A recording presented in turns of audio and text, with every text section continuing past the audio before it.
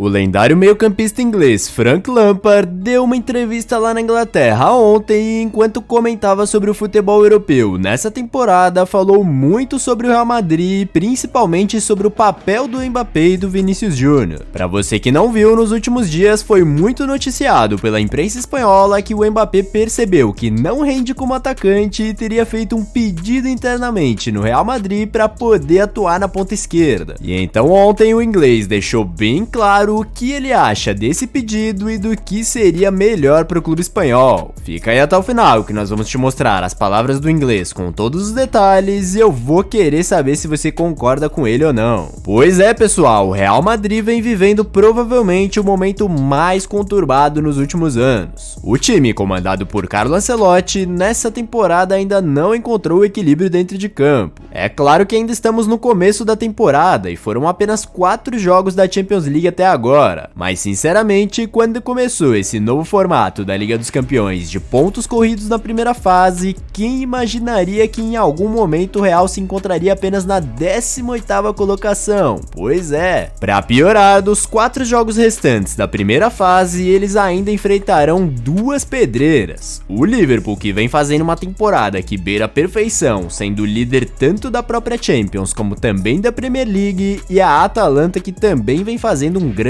campeonato italiano até aqui. Como se isso não bastasse, as lesões também não param de se acumular, trazendo cada vez mais problemas para o Ancelotti. Courtois segue lesionado, Carvajal e Militão romperam o ligamento cruzado e estão praticamente descartados de todo o restante da temporada. Lucas Vazquez, que estava atuando como lateral no lugar de Carvajal, também se lesionou e o Rodrigo agora saiu de campo no último jogo e exames apontam que tem grandes chances dele não jogar mais esse ano. E por fim, agora eles estão tendo que lidar com um baixíssimo rendimento do Mbappé, que não está de forma alguma se encontrando como centroavante da equipe. Como eu disse antes, no final da última semana, vários portais espanhóis noticiaram que ele não aguenta mais jogar como centroavante e quer com urgência voltar a jogar na ponta esquerda, onde sempre jogou no PSG e na seleção francesa. Ao que parece, ele literalmente não está nem aí se o Vinícius Júnior segue sendo o líder do time tanto em gols como em assistências na temporada e desempenhando muito bem jogando por ali. Ele quer roubar a posição e pronto. Chega a ser até engraçado, porque como se já não bastasse o Vini está ofuscando completamente a contratação que muitos diziam que rapidamente se tornaria o cara do time, no jogo seguinte, após essas notícias de que ele queria jogar nessa posição, o Vini foi lá e meteu simplesmente 3 gols. É extremamente satisfatório de ver como o brasileiro só responde as coisas dentro de campo. Rouba uma bola de ouro, ele responde dentro de campo. O atacante do seu próprio time, que acabou de chegar, quer tirar ele da posição que já joga há 6 anos, ele responde dentro de campo. E agora alguns portais começaram a noticiar outro problema envolvendo o Mbappé, que já chega a 4 jogos sem balançar as redes. Se liga nas palavras do jornal Marca, que afirmou que o atleta parece meio abatido e angustiado. Mbappé descia correndo pelo túnel do vestiário, quase sem cumprimentar ninguém, sem se despedir do Bernabéu, provavelmente atropelado por uma tarde ruim. Parecia estar cada vez mais angustiado por não embalar com a camisa do Real Madrid, embora o clube, Ancelotti e o estádio o apoiem e não o deixem desanimar. A linguagem gestual do atacante diz tudo, cada vez mais desesperado, de cabeça baixa, levantando os braços quando não o encontram ou não consegue driblar, exigindo escanteios do árbitro quando não consegue marcar gols. A publicação afirmou também que o jogador tem sido protegido pelo Real Madrid, que mostra gestos de carinho, como usar a imagem do francês em anúncios de jogos nas redes sociais, e também que no último jogo Ancelotti deixou ele em campo durante todo o tempo para buscar o seu gol, e que até colocou ele pelo lado esquerdo. E ainda, segundo a imprensa espanhola, ele tem recebido apoio no vestiário e está adaptado à cidade e ao clube. E o que pode estar prejudicando ele, porém, é uma pressão externa. Se liga. O contexto atual na seleção francesa não ajuda. A tempestade desencadeada pela viagem à Suécia, a ausência na lista anterior, a decisão de Deschamps de não convocá-lo agora e o julgamento com o PSG não ajudam um jogador que chegou ao Real Madrid depois de um momento difícil no clube parisiense. Pois é, pessoal, problema atrás de problema. Como eu sempre digo, o presidente dos merengues, Florentino Pérez, é um gestor inquestionável. Porém, se as coisas continuarem assim, poderemos constatar que o jogador o qual ele passou passou anos tendo uma obsessão gigantesca em contratar, será simplesmente o maior erro de sua vitoriosa carreira. E então, diante de tantas polêmicas envolvendo o clube em apenas 3 meses de temporada, o Frank Lampard na entrevista de ontem também falou sobre e disse: os melhores times da temporada até aqui, bem, é impossível ignorar o momento que vive o Barcelona de Hans Flick, mas também há outras equipes fazendo um bom trabalho e não sendo tão comentadas, como o Liverpool e a Internacional.